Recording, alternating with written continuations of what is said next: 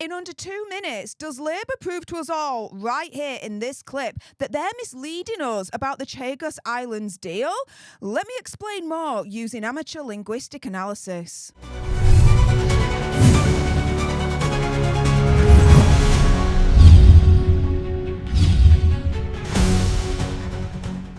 Hey up everyone and welcome to Political Nerds. I'm Steph the Alter Nerd, your nerdy political guide from Washington DC to Westminster and beyond. In today's video, I'm going to discuss how Labour may be misleading us about the Chagos Islands giveaway in this clip right here. Now, this is all, in my opinion, conspiracy theory, whatever. Do your own research, come to your own conclusions. And as a disclaimer, I'm not inciting hatred to anyone or a particular group, religion, etc. So let's jump into it with this. Nigel Farage is asking a minister a certain question, or a few questions actually. So let's hear what Nigel has to ask first. The Mauritian Parliament had the opportunity yesterday to debate this at length. It seems perhaps you were rather more reluctant to be here today. Jonathan Powell, our National Security Advisor, has been doing the rounds in Washington, and he's been telling everybody, including the new cabinet members, that this is necessary, that we have to give away the sovereignty of the Chagos Islands, and that in those circumstances, a negotiated 99-year lease is the best option. But of course, that's just not true, is it? It just isn't true at all. It doesn't stand. There is no legal basis on which we have to give away the sovereignty of the Chagos Islands. An advisory judgment from the ICC has no force of legal power whatsoever. Indeed, America disregard it so much, they're not even members of it. And I am pretty convinced, and by the way, they've been fairly busy with foreign policy, the Americans, just lately, so perhaps no wonder that Diego Garcia has not been high on their agenda. But when the Americans wake up to the fact that this has been done wholly unnecessarily, I wouldn't be surprised if we find ourselves together with the European Union in their tariff regime. Can the Minister confirm there is no binding legal basis for this transfer of sovereignty whatsoever? Okay, so what are we looking at here? Nigel Farage touches upon a couple of things in that quite, I have to say, long-winded question. One, he's asking the minister if the 99-year negotiated lease of the Chagos Islands is the best option. Two, by mentioning the tariff moves that President Trump has been making recently to get the best for the American public, he's inviting the minister to comment on this to provide reassurance that the UK will not be at the sharp end of Trump's tariff stick. And then third, he then asks the minister right at the end if there really is a binding legal basis for the giveaway of the Chagos Islands. Now, do you think this minister is going to address any of these 3 points?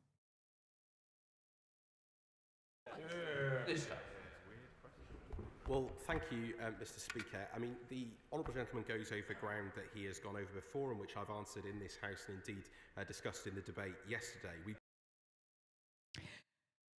So the minister, right at the start, gets defensive. And that's not the best place to start answering a question here. So he's been asked this question before. So what? Answer it again.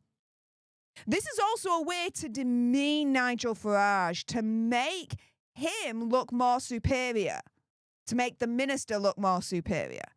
Minister turning around and essentially saying, as far as I'm concerned, look how stupid you are, Nigel Farage, repeating your question.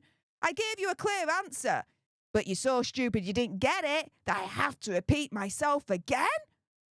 Oh, the indignity, you guys, the indignity. Been very clear, as indeed the previous government was, that this base was not on a secure footing, and this has been done in full agreement with the US national security apparatus across the place. And the minister here is being extremely manipulative and potentially misleading here. He mentions the US national security apparatus, but does not clarify if he's mentioning them within the context of the Biden or the Trump administration. He doesn't mention President Trump at all. So the question here is, was this agreed with the previous administration only, or since President Trump came back to the office, has it since been agreed with him as well? You see how this is, potentially misleading, you guys? He also stutters right at the end. Stuttering can mean you're unsure as to what you're saying or what to say next. It indicates a person is having difficulty putting a sentence together. So why is he having difficulty putting together a sentence in his answer at this point? He stumbles many times in his answer, as you'll see shortly. And it's interesting to note that he only starts to stumble and stutter and increases stuttering since he mentioned US national security. This could indicate that he may be nervous as to what they now think of this deal. Perhaps. What do you guys think? He referred to the ICC. Of course, it was the ICJ which made that judgment. He says, I mean, twice. I mean is classified as a filler phrase. It's used to clarify or rephrase something that was previously said. Here, he's trying to rephrase the whole topic of his answer. Notice how quickly he changes the subject from talking about America to turning it around against Nigel Farage to correct him. And we are very, very clear that joint UK-US base on Diego Garcia plays a critical role in countering an array of threats to regional and international security. And we will not scrimp on security. We will not scrimp on the security of that base, the solidity of the agreements around it, and ensuring that it is in operation well into the next century and that we're able to operate unimpeded as we do today. Here, he repeats the word very, showing his attempt to emphasize the point he's trying to make and indicating that it's significant. But if his point is so significant, then why is he saying a couple of times in the middle of his sentence? When someone says in the middle of what they're saying, it usually means that they're hesitating or putting themselves on pause whilst they try and figure out their thoughts and find the right words as to how they want to phrase something or say something. It also means that, for me, they're not as confident with what they're saying. So in my opinion, why is this minister not confident in saying outright, without hesitation, that they will not scrimp on the security of the base? And that is exactly why the previous government recognised there was a problem and engaged in this process. And it's why we have brought that problem to a conclusion with a deal that protects our interests, protects the interests of the United States, and ensures the security of that base and its operation. Now he's ganging up on Nigel Farage here, essentially saying you may not agree with it, but both Labour and Conservatives are in lockstep with each other over this issue. So get with the majority and stop asking stupid questions I've already answered.